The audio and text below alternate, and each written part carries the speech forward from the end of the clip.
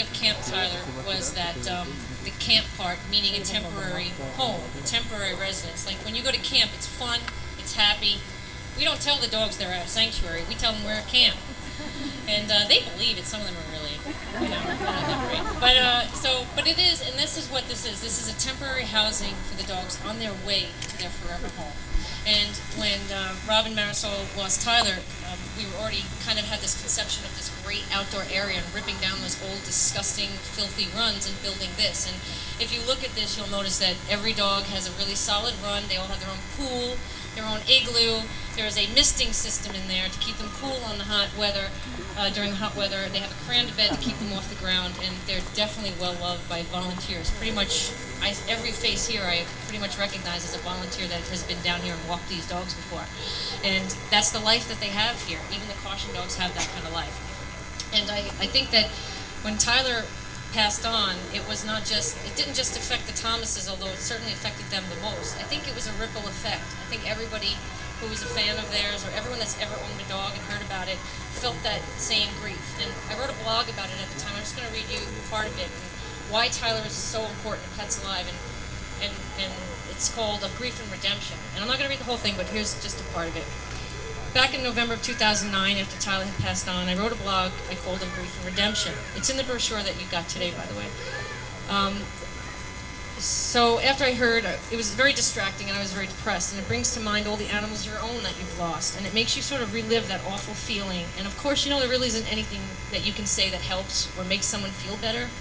The death of my dogs was a catalyst for me. When they died, I just wanted to go out and protect and save more. It was just that this dog that I had loved so much spurred me on to helping many more. But Tyler was a huge catalyst too. Tyler, that precious little soul, was a connection that brought Rob and Marty into our world, the Pets Alive world.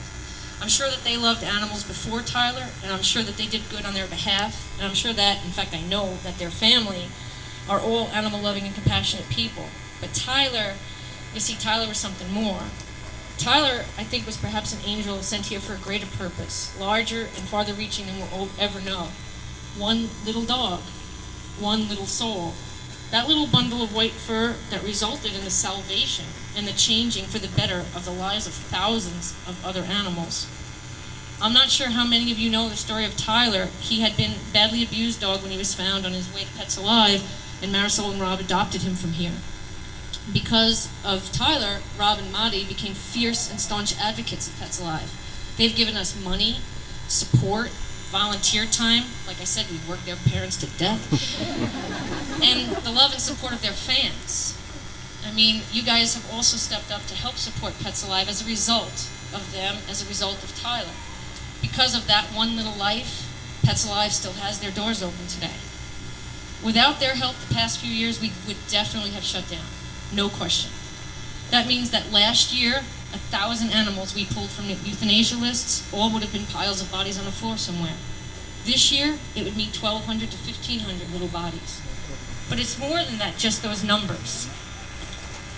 Because of that little bundle of white fur called Tyler, those lives have been saved and have gone on to enrich the lives of families that share their love now. So because of Tyler, families have adopted dogs that they now love, and it's changed their lives. Because of one tiny little soul.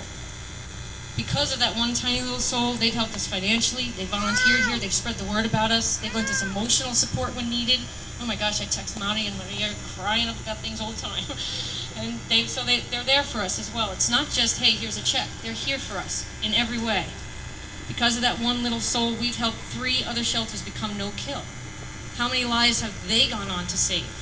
How many more will they then go on to save? It's a domino effect.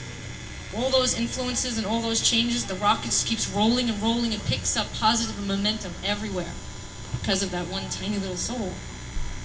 Thousands more will be saved this year and next year and the year after that, and the places that save all those souls will impact others, and they will impact more.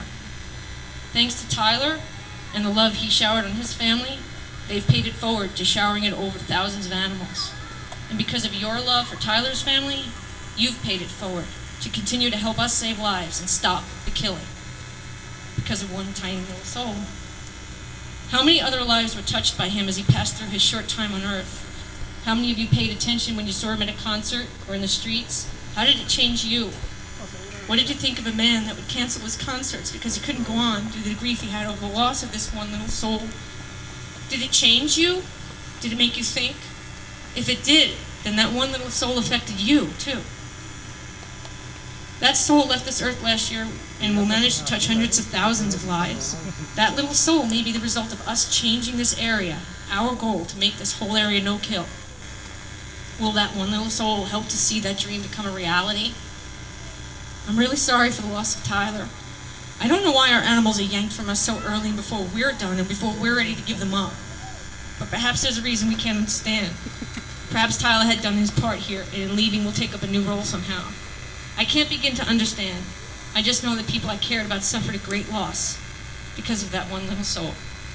And I wanted to thank you guys all for coming out and showing us the support. Two of the people that made today possible are here and have come very, very far to be here. We first thought of the idea of this gate when we wanted to thank Rob and Marisol and Sidewalk Angels for all they do for us. Saying thank you we do that all the time, but it just felt so shallow. And I wanted to do something big. But we really feel strongly about using donor money to do fluff. And this is a piece for us that we wanted so badly, and I didn't want to use donor money for it. So what I did is I went to one of our bigger donors and I said, hey, do you think you could help us? Do you think you could cover the cost of this? And she said, absolutely, I got you back. And then I went and I found a guy that could make this, because this is a custom gate.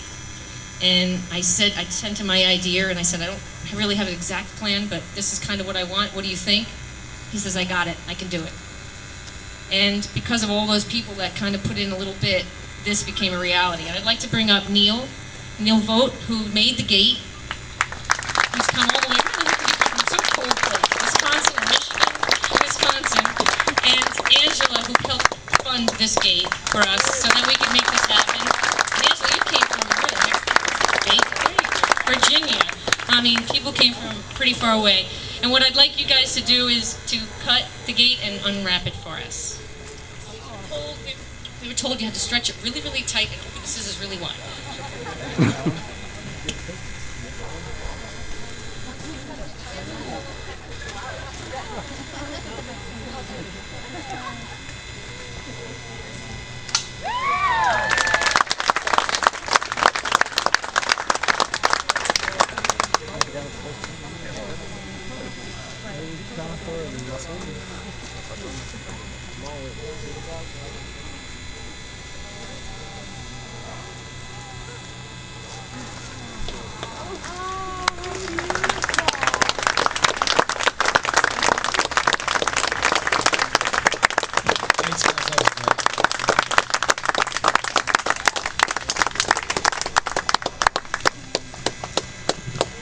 I wanted to add one more thing.